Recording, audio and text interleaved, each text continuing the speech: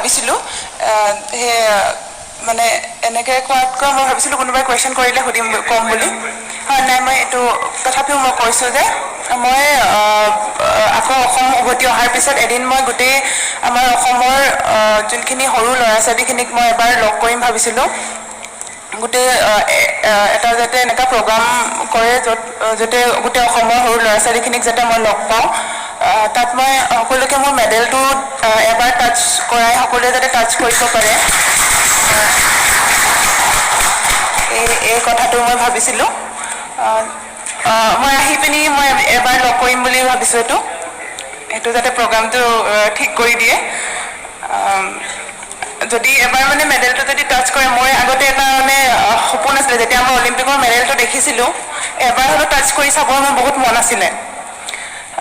মই এতিয়া ভাবোঁ চাগে সৰু ল'ৰা ছোৱালীখিনিও চাগে সেইটো যদি টাচ কৰি চায় সেই ফিলটো মনৰ পৰা আহিব সেইটো কাৰণে মই